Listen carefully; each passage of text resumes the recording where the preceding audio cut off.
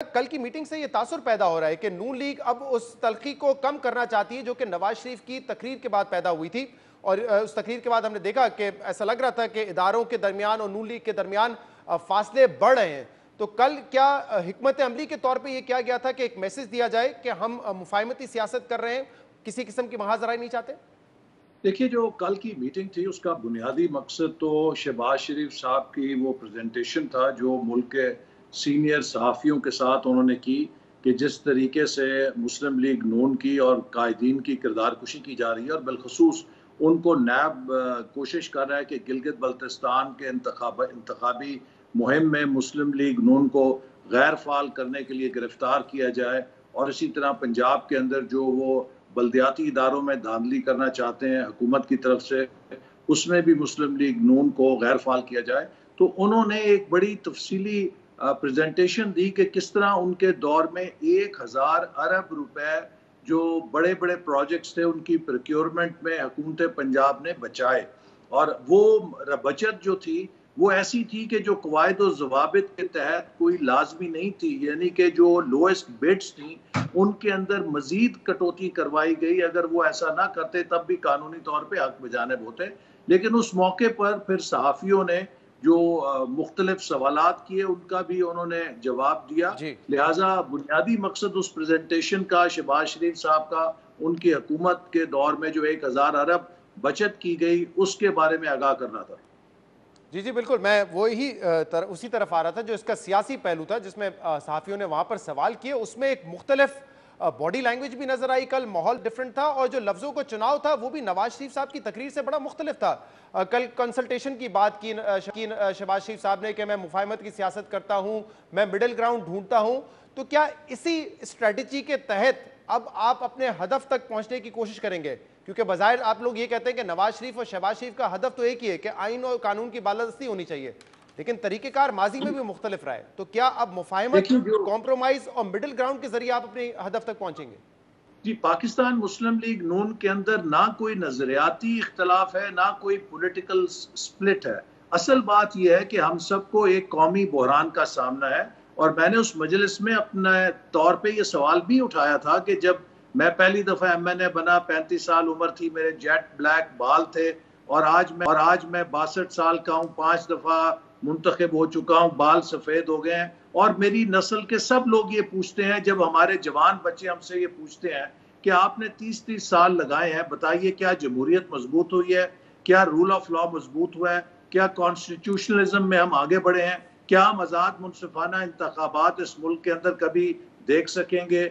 हमें शर्मिंदा होना पड़ता है। सवाल आज ये है कि क्या हम इस मुल्क को भारत से पीछे, बांग्लादेश से पीछे, नेपाल से पीछे, भूटान से पीछे, अब खाना जंगी वाला मुल्क अफगानिस्तान की करेंसी भी हम पे मजबूत हो गई। I think time has come for a reset and everyone has to look within their own selves कि हमसे क्या गलतियां हुई हैं। ये मुल्क ऐसे नहीं चल सकता। और देखिए, पिछले 72 साल में मैं समझता हूं कि एस्टैब्लिशमेंट के ऊपर ज्यादा जिम्मेदारी है, क्योंकि सबसे ज्यादा बालादस्त तबका और बालादस्त इदारा या बालादस्त फैसला साजी पे उन्हीं का किरदार रहा है। तो अगर आज पाकिस्तान इस हाल में है तो हम सबको जवाबदेह होना है, तारीख को भी और अपनी नस्लों को भी। और यही वो बात है, मुझे यकीन है इस बात का एहसन इकबाल साहब कि आपकी जमात में और ऑपोजिशन में इस बात पर तो इख्तलाफ नहीं होगा कि जमहूरियत को मजबूत करना है। लेकिन देखें, आपकी जमात में जो जमहूरियत को मजबूत करने का रास्ता है वो अलग अलग है ना। जैसे मैंने आपको दोबारा मिसाल दे देता हूं, कल शहबाज शरीफ साहब ने कहा मैं कंसल्टेशन के जरिए, मिडिल ग्राउंड के जरिए रास्ता तलाश करने की कोशिश करता हूं। नवाज शरीफ साहब ने उस दिन कहा कि हमारा हदफ ये, तो तरीकेकार डिफरेंट है ना। और उसी दिन मरियम ने भी, आपको याद है, ट्वीट किया होगा मरियम नवाज साहब ने, उन्होंने कहा था कि हमें अपने इख्तियारात को छीनना पड़ेगा। तो अब मैं ये जानना चाह रहा हूं, कैसे मजबूत करेंगे? कॉम्प्रोमाइज करके, कंसल्टेशन के जरिए, या फिर इख्तियारात छीन कर? नहीं, देखिए ना, इस वक्त तो कोई भी शायद ये तजवीज़ नहीं कर रहा। ना नवाज शरीफ साहब ने मेरी समझ के मुताबिक ये कहा है कि हम कोई बख्तरबंद गाड़ियां लेकर मैदान जंग में कूद पड़े। हमें सियासी स्ट्रगल करनी है, हमें एक जमहूरी जद्दोजहद करनी है। और इस बात पे सबको मनवाना है कि तमाम स्टेक होल्डर्स पाकिस्तान की आइन की पासदारी पर ईमान लाएं, पाकिस्तान की आइन के तहत जो तमाम इदारों के हदूद और क़यूद हैं उनको रिकग्नाइज करें, और एक हारमोनियस रिलेशनशिप के अंदर इस मुल्क की मईशत को बनाने के लिए, कंस्ट्रक्ट करने के लिए आगे बढ़ें। लेकिन अगर हम इसी तरह इस मुल्क को रखेंगे आइन से दूर, और यहाँ पर एक ऐसा निज़ाम होगा कि जिसके अंदर अवाम की राय को नज़रअंदाज किया जाएगा, तो फिर हम इन्हीं झगड़ों में पड़े रहेंगे। लेकिन एहसन इकबाल साहब, कल भी ये इतलात थी और इस मीटिंग के बाद के हर पार्टी में डव्स और हॉक्स तो होते ही हैं, लेकिन जब इस किस्म की मीटिंग होती है, जब मामले को ठंडा करना होता है, तो बहुत सारे एडवाइजरी काउंसिल के लोग होते हैं जिनको दावत नहीं दी जाती या वो वहां पे नहीं होते, और जो दूसरे लोग हैं जो कि चाहते हैं कि कंसल्टेशन के जरिए मामला को हल हो, वो आगे आ जाते हैं। देखें, पॉलिटिक्स जो है उसके अंदर तो आप जंग व जदल तो नहीं करते, आप सियासी जदोजहद करते हैं। और मुकालमा और जो डायलॉग है ये भी एक पॉलिटिकल रास्ता है जिसमें सियासी जमातें भी बातचीत करती हैं और स्टेक होल्डर्स भी बातचीत करते हैं। लेकिन जो बुनियादी अंडरलाइंग फैक्ट है वो ये है कि अब हमें पाकिस्तान को उस रास्ते से अलहदा करना है जिससे 72 साल से ये चल रहा है।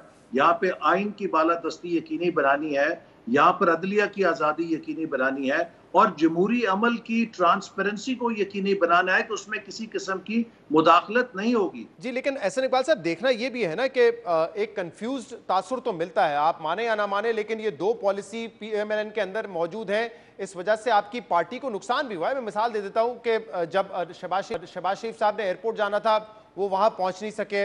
इसके बाद जब धरना था मौलाना फजल रहमान साहब का, आपकी पार्टी की तरफ से मिक्स सिग्नलिंग गई, आप उस धरने का हिस्सा थे या नहीं थे पता नहीं, वो भी कहा जा रहा था इसी वजह से कि पार्टी में दो पॉलिसीज हैं। अब आप एक बड़ी तहरीक चलाने का दावा कर रहे हैं, तो ये पॉलिसी अगर कंफ्यूज रहेगी तो जो माजी में आप लोगों को नाकामियां हुई है तहरीक में, वो आगे भी होगी फिर। नहीं, मैं समझता हूँ कि इसमें किसी किस्म की कंफ्यूजन नहीं है। नवाज शरीफ साहब का जो बयानिया है उसको पार्टी नीचे से लेकर ऊपर तक ओन करती है, और जो APC के फैसले हुए हैं, हम तमाम दीगर अपोजिशन पार्टी से मिलकर एक एहतजाजी तहरीक शुरू करने जा रहे हैं। और हम इस निज़ाम को जो 2018 में कौम पर इम्पोज किया गया था, मुस्लिम लीग नून का मैंडेट चुराया गया था, और ख़ास तौर पे पाकिस्तान के सबसे बड़े सूबे पंजाब का मैंडेट भी चुराया गया था, जहाँ पर हमारी अक्सरियत होने के बावजूद एक अक़लियती हुकूमत दी गई जिसने पंजाब के अंदर पिछले 2 सालों में तबाही और बर्बादी बर्पा कर दी है। इन सब चीज़ों के खिलाफ हम एक एहतजाजी तहरीक शुरू करने जा रहे हैं, और इसके लिए हम अपने हकूक़ के लिए जो कुर्बानी है वो भी अदा करेंगे। लेकिन अब इस मुल्क को एक आज़ाद मुनसिफाना इंतखाबात और एक ऐसी जमहूरियत जो कायदे आज़म का विजन है, जो आइन इन अवाम से वादा करता है, उसके हसूल को यकीनी बनाएंगे इंशाअल्लाह। आप कह रहे हैं कि पूरी पार्टी एक पेज पर है, लेकिन हमने देखा था ना कि माजी में भी जब अहम मामला थे तो उसमें आपकी पार्टी में से ही लोग खड़े होकर ये कहते थे कि बाहर की जो एस्टैब्लिशमेंट है उसको तो हम संभाल लेंगे, जो अंदर की एस्टैब्लिशमेंट है, कुछ लोगों की तरफ इशारा करके उन लोगों ने ये बात की थी, उसका वो सबसे बड़ा मसला है। तो ये इख्तलाफात तो है ना अंदर। नहीं, देखिए, किसी भी पॉलिटिकल पार्टी के अंदर जो तरीक़ेकार है, और यही जमहूरियत है, उसमें हर किसी का हक होता है वो अपनी राय रखे। लेकिन जब पार्टी फैसला करती है तो उसको तमाम लोग ओन करते हैं और उस फैसले के ऊपर फिर वो पैरा भी देते हैं। लिहाजा मुस्लिम लीग नून के अंदर फैसले से पहले तो बहस हो सकती है, लेकिन जब फैसला हो जाता है फिर उस फैसले में यकसुई होती है, सब लोग कारबंद होते हैं और उसको सब ओन करते हैं। ठीक है एहसन इकबाल साहब, क्योंकि आप पार्टी के सेक्रेटरी जनरल हैं तो ये सवाल पूछना जरूरी है, क्योंकि 2 दिन से सोशल मीडिया और मीडिया पे ये खबरें चल रही हैं तलाल चौधरी साहब के हवाले से, और आपकी पार्टी में एक खातून MNA है उनके हवाले से। मैं उनका नाम हमने कल भी नहीं लिया था, आज भी नहीं लेंगे प्रोग्राम में, लेकिन मुबैना तौर पर ये कहा जा रहा है कि हरासा करने का मामला है जिसकी वजह से तशद्दुद भी किया गया तलाल चौधरी साहब पर। अब आप पार्टी के सेक्रेटरी जनरल हैं, जरा बताइएगा कि इस वक्त क्या किसी किस्म की इंक्वायरी हो रही है, बातचीत हो रही है? क्योंकि जब मीडिया पे इस तरह की खबरें आती है तो यकीनन जो पार्टी की जगहसाई होती है उससे नुकसान होता है पार्टी को। तो क्या इस वक्त स्टेटस है? देखिए, इसके जब ये इतलात आई हैं तो पार्टी के पंजाब के सदर ने एक 4 रुकनी फैक्ट फाइंडिंग कमेटी कायम की है, और उन्हें कहा है कि वो फौरी तौर पे हकायक बताएं। लेकिन साथ ही मैं ये ज़रूर कहूँगा कि जो लेडी MNA है उन्होंने भी ट्वीट किया है, और उन्होंने इस बात पे शदीद एहतजाज किया है कि जिस तरीके से उन्हें इस वाक़े में मुलव्वस करने की कोशिश की गई है। मैं समझता हूँ कि हमें ख़वातीन की इज़्ज़त और एहतराम का मलहूज़ ज़रूर रखना चाहिए, और किसी किस्म की ऐसी बेजा स्पेकुलेशन से भी इज्तनाब करना चाहिए। सही। इस पर हुकूमती जो मौक़िफ़ है, मुख्तलिफ रहनुमाओं ने जो बात की, वो ये कह रहे हैं कि पार्टी के अंदर से ही प्रेशराइज़ किया गया है खातून को, और वो बार बार नाम भी ले रहे हैं ओपनली कि मरियम नवाज साहिबा प्रेशराइज़ कर रही हैं खातून को ताकि तलाल चौधरी साहब को किसी किस्म की सपोर्ट हासिल हो जाए। ये कहना है हुकूमती रहनुमाओं का। मैं समझता हूँ कि हुकूमती रहनुमा तो जिस दर्जे की सियासत करते हैं आपके सामने है। देखिए, हुकूमती रहनुमा जिस दर्जे की सियासत करते हैं, जिस लेवल के ऊपर सियासत करते हैं, वो आप जानते हैं, और मैं समझता हूँ कि वो तमाम अखलाकी जो बंधन है तोड़ रहे हैं। वो किसी एक लेडी एमएनए की किरदार कुशी अगर अपने सियासी मकसद के लिए करना चाहते हैं या कर रहे हैं, तो मैं उसकी शदीद मजम्मत करता हूँ। हमने तो उनके लीडर के बारे में जहाँ बहुत ज्यादा संगीन नौयत की बातें, कभी उन्हें सियासत का हिस्सा नहीं बनाया, क्योंकि हम इस तरह की जातियात की सियासत पे यकीन नहीं रखते। सही, लेकिन आप ये अश्योर कर रहे हैं कि बगैर किसी दबाव के एक इंडिपेंडेंट इंक्वायरी आपकी पार्टी के अंदर जरूर होगी, क्योंकि हमारे माशरे में, हमारे इवन सियासत में ये बड़ा एक हसास मामला है कि खवातीन को हमने तहफ़्फ़ुज़ देना है, ऐसा कोई वाक़या ना हो कि उनको हरासा किया जाए और बाद में दबाव की वजह से वो खामोश हो जाए। जी, इसके अंदर बहुत मोअज़्ज़ज़ लेडी हमारी रहनुमा भी शामिल की गई हैं, इसीलिए की गई हैं चूँकि it involved a lady figure. तो इसमें मुझे यकीन है कि जो फैक्ट फाइंडिंग कमेटी में ख़वातीन शामिल हैं, वो कोई ऐसी चीज़ को अपने खातिर में नहीं लाएँगी।